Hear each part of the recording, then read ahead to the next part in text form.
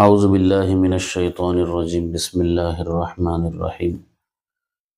حضور اکرم صلی اللہ علیہ وسلم پر نزول وحی کے کچھ طریقے ہیں، یعنی آسمان دنیا سے جو قرآن کریم حضور اکرم صلی اللہ علیہ وسلم پر اترا نازل ہوا، اس کی کچھ طریقے ہیں جس کو احادیث کی کتابوں میں ذکر کیا گیا ہے۔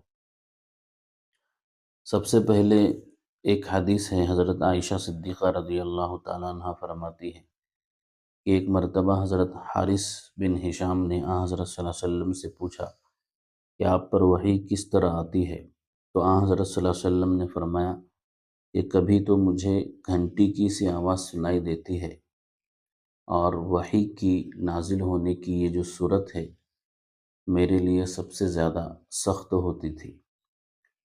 پھر جب یہ سلسلہ ختم ہوتا ہے تو کچھ اس آواز نے کہا ہوتا ہے مجھے یاد ہو چکا ہوتا ہے، اور کبھی فرشتہ میرے سامنے ایک مرد کی صورت میں آ جاتا ہے۔ اس حدیث پاک میں آپ صلی اللہ علیہ وسلم نے وحی کی آواز کو گھنٹیوں کی آواز سے جو تشبیہ دی ہے، شیخ محی الدین ابن عربی نے اس کا مطلب یہ بیان کیا ہے کہ ایک تو وحی کی آواز گھنٹی کی طرح مسلسل ہوتی ہے اور بیچ میں ٹوٹتی نہیں ہے، دوسرے گھنٹی جب مسلسل بجتی ہے تو عموماً سننے والے کو اس کی آواز کی سمت یعنی دشا متعین کرنا مشکل ہوتا ہے، کیونکہ اس کی آواز ہر جہت سے آتی ہوئی محسوس ہوتی ہے، اور کلام الہی کی بھی یہ خصوصیت ہے کہ اس کی کوئی ایک سمت نہیں ہوتی بلکہ ہر جہت سے آواز سنائی دیتی ہے۔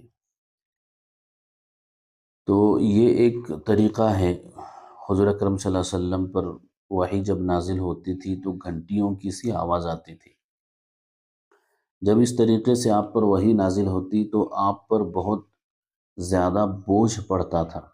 حضرت عائشہ اسی حدیث کے آخر میں فرماتی ہیں کہ میں نے سخت جاڑوں کے دن میں یعنی سردیوں کے دن میں آپ صلی اللہ علیہ وسلم پر وحی نازل ہوتے ہوئے دیکھا ہے۔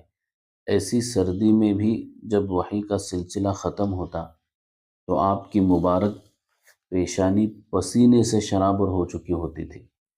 ایک اور روایت میں ہے کہ حضرت عائشہ بیان فرماتی ہے کہ جب آپ پر وحی نازل ہوتی تو آپ کی سانس رکنے لگتی، چہرے انور بدل جاتا تھا، کھجور کی شاخ کی طرح زرد پڑ جاتا تھا، سامنے کے دانت سردی سے کپکپانے لگتے تھے، اور آپ کو اتنا پسینہ آتا کہ اس کی قطرے موتیوں کی طرح ڈھلتے ہوئے لگتے تھے۔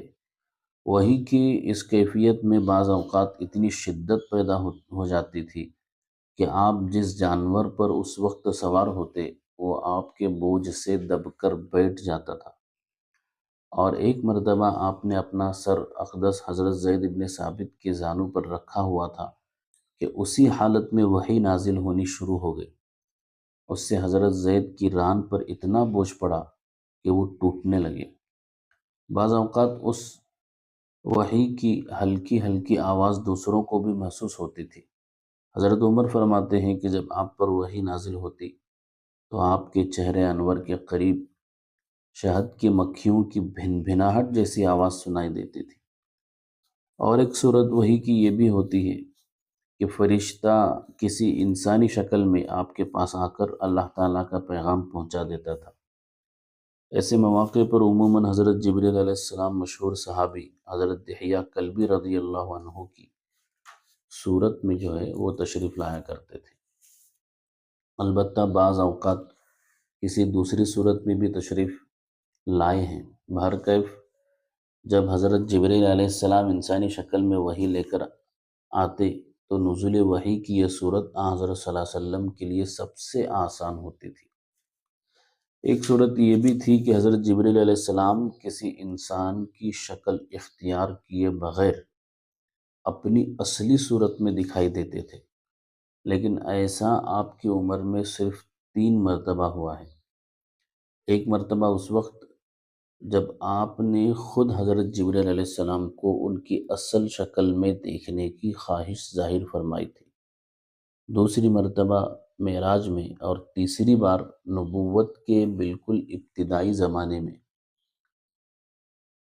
پہلے دو واقعات تو صحیح سند سے ثابت ہیں، البتہ یہ آخری جو واقعہ ہے وہ سند کے اعتبار سے تھوڑا کمزور ہے۔